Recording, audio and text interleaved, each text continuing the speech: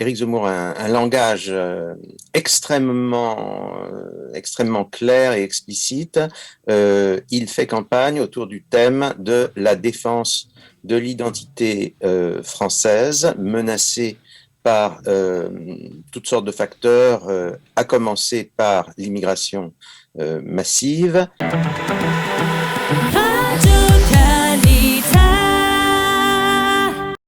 Le 10 avril aura lieu le premier tour des élections présidentielles en France.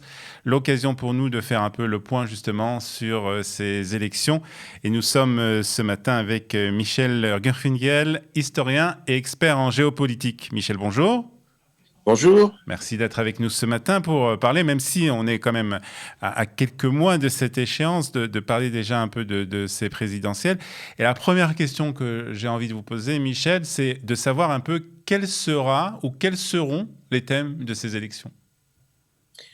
Les thèmes de ces élections, pour l'instant, pour autant qu'on puisse en juger aujourd'hui, ont été définis par un outsider, un candidat dont on parle sérieusement depuis l'été dernier seulement, depuis le mois d'août dernier seulement. Je parle d'Éric Zemmour. Éric Zemmour a un langage extrêmement clair et explicite. Il fait campagne autour du thème de la défense de l'identité française menacée par toutes sortes de facteurs, à commencer par l'immigration massive.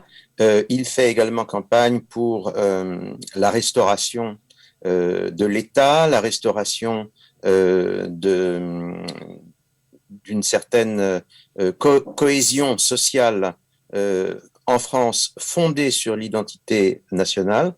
Et ces thèmes qu'il défend avec beaucoup d'extérité de candidats, mais aussi fondamentalement de journalistes et de débatteurs, ces thèmes se sont totalement imposés pour l'instant, c'est-à-dire que tous les autres candidats ou candidats en puissance, en fait, font allusion à cette thématique, s'inscrivent dans cette thématique. Il y a eu quelque chose de très intéressant il y a quelques jours où un candidat de gauche qui prétendait apporter un souffle nouveau à la gauche, l'ancien ministre socialiste Montebourg, a exprimer un certain nombre d'idées qui rejoignent en quelque sorte la thématique de Zemmour. Bon, ça ne lui a pas valu de percer au niveau des candidatures de gauche, mais il est très symptomatique qu'il ait jugé bon de recourir à ce type de langage. En fait, Éric Zemmour a réussi là où Marine Le Pen n'a pas vraiment réussi à imposer ce genre de débat. Oui, tout à fait. Et je crois que la raison fondamentale, il y a toutes sortes de raisons, mais il y a une raison, on va dire purement technique, c'est que Zemmour est un journaliste et un écrivain à succès depuis toute sa vie. C'est un homme qui a 63 ans aujourd'hui, qui a une carrière, on va dire, de 30 ans de grands journalistes et de journalistes écrits et de journalistes de l'audiovisuel. C'est quelqu'un qui a une expérience absolument unique des débats radio et des débats télévisés, comme aucun autre candidat n'en a, ce qui lui donne une puissance de feu absolument incomparable dans le débat public. Alors, donc, c'est le débat qui s'instaure et qui est imposé donc par Éric Zemmour, même si, il faut le préciser, on en a parlé hors antenne, si Éric Zemmour n'est pas encore, on va dire, candidat officiel. Oui, pour l'instant, il est en quelque sorte, il fait flotter la possibilité d'une candidature. Ce que l'on sait, c'est qu'il y a une machine électorale qui s'est mise en place autour de lui. Il y a visiblement toutes sortes de groupes structurés qui travaillent pour lui. On voit par exemple une organisation de jeunes qui s'appelle Génération Z, le Z étant devenu de manière extrêmement parlante l'emblème de Zemmour. Il y a un talent de la communication de Zemmour et de ses partisans qui est époustouflant. Z, c'est dans l'esprit de beaucoup de Français, ça renvoie à des bandes dessinées, à Zorglub, un personnage de Spirou. Zorro, alors Zorro ça a aussi. l'air pas sérieux, mais ça parle, ça parle. Et tout ça, et il faut signaler qu'il n'a pas de parti derrière lui en fait. Alors là, je crois effectivement, il n'a pas de parti, mais il a des mouvances extrêmement importantes. Premièrement, on peut dire que il y a un phénomène de siphonnage au profit de Zemmour, de l'électorat et dans une certaine mesure des cadres du Rassemblement national, ex-Front national, c'est-à-dire le parti de Marine Le Pen. Une partie non négligeable des sympathisants, des électeurs, mais aussi dans certains cas de compagnons de route de Marine Le Pen sont en train de se rallier à Zemmour, et c'est particulièrement important au niveau, je dirais, un niveau de militants de base. Deuxièmement, Zemmour draine autour de lui toutes sortes de milieux qui sont à la droite de la droite classique. Ce sont en particulier les milieux qui ont manifesté il y a quelques années, qui ont mené des manifestations extrêmement importantes contre des réformes sociétales sous le gouvernement de François Hollande.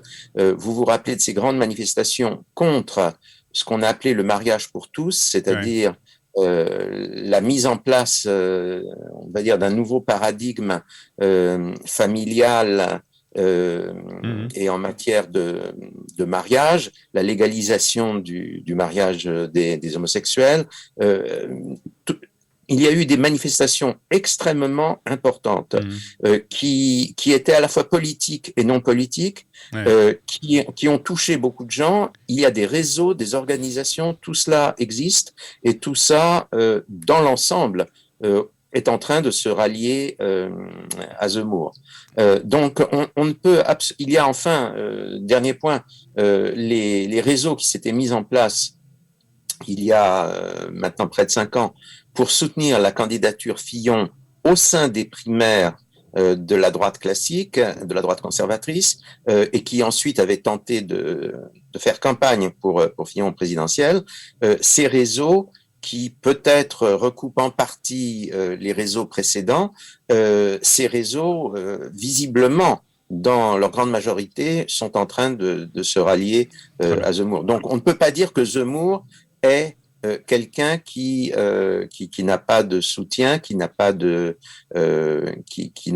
réseaux et des militants et qui sont autour de lui. Il y a des gens puissants et ayant les moyens de faire campagne qui sont derrière lui. Tout le monde sait que Zemmour, par exemple, dans sa dernière phase, celle où il a vraiment manifesté des intentions politiques, a été soutenu par le groupe de presse dirigé par l'industriel Bolloré.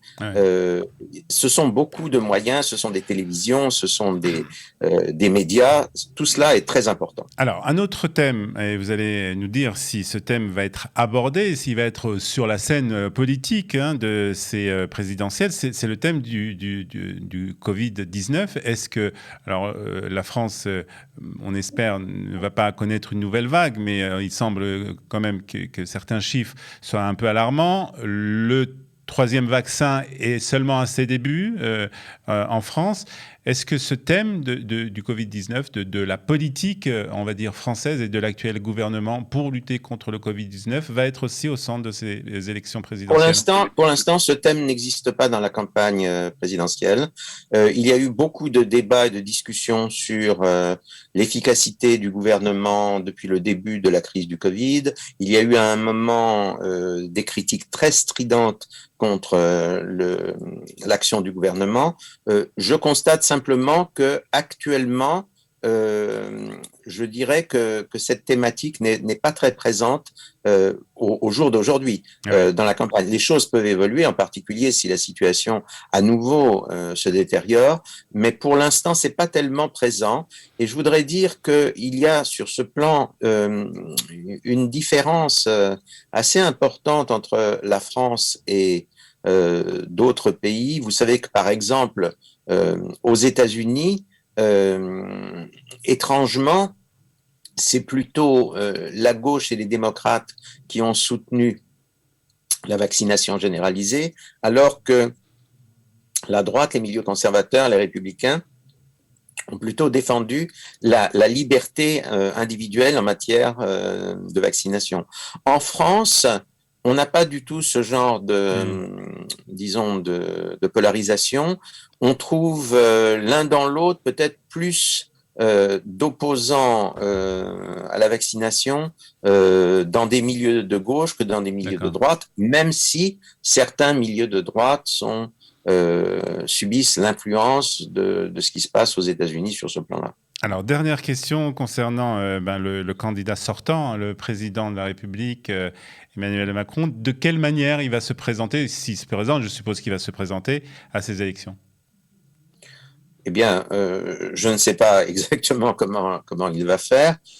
C'est un homme intelligent et subtil, donc on peut s'attendre à une campagne qui soit soigneusement préparée, qui présente des thèmes originaux.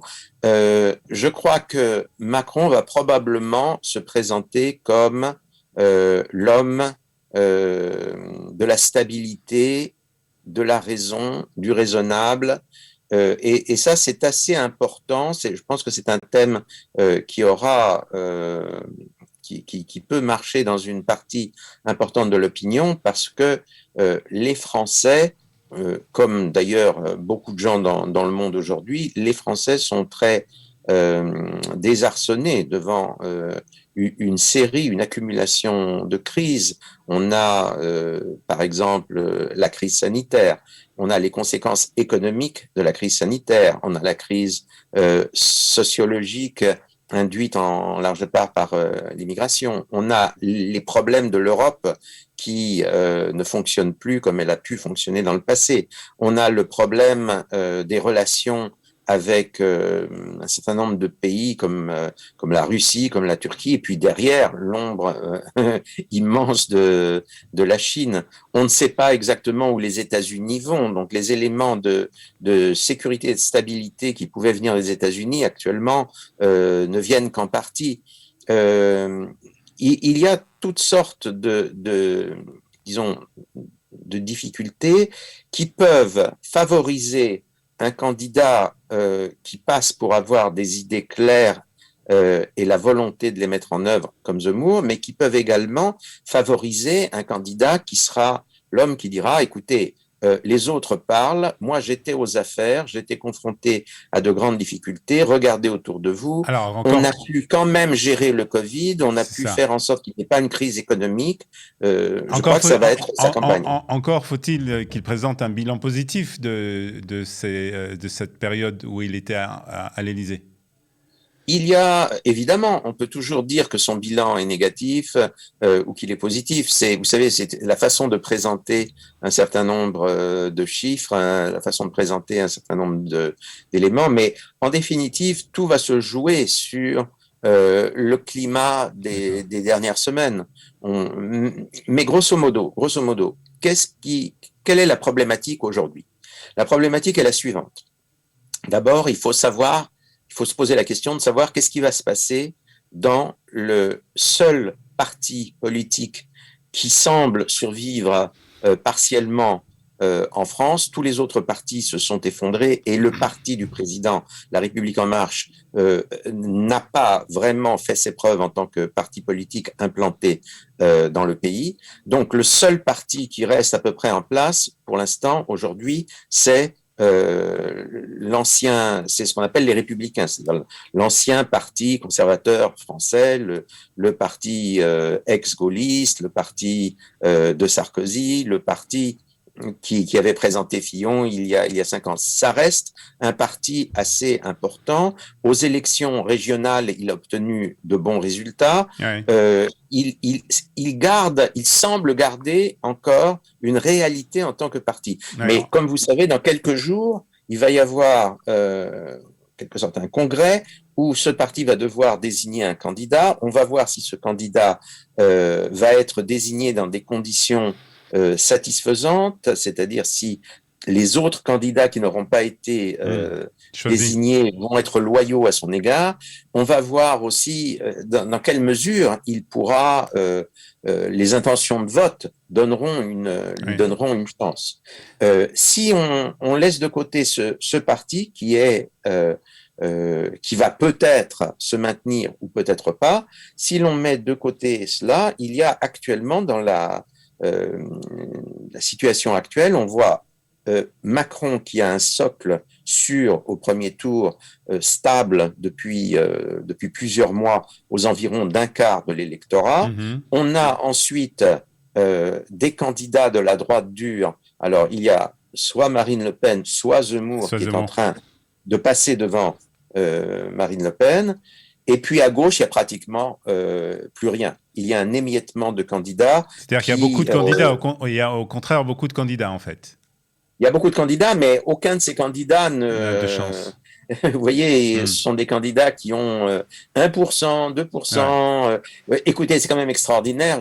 Aux informations d'aujourd'hui, d'hier, un parti des droits des animaux, parti animaliste, est crédité de 2% des intentions de vote, ce qui le place au-devant d'un certain nombre de partis historiques de la gauche, comme le Parti communiste, comme l'espèce de nouvelle gauche qu'a tenté de lancer Arnaud Montebourg. Donc, je crois qu'on est dans un émiettement sans précédent de la gauche, et la gauche qui s'affirme en tant que telle, c'est-à-dire, on va dire, ce qui reste du socialisme, ce qui reste de l'extrême gauche, ce qui reste ce qu'il y a autour des écologistes, en intention de vote au présidentiel, c'est très peu. C'est très peu. Très peu.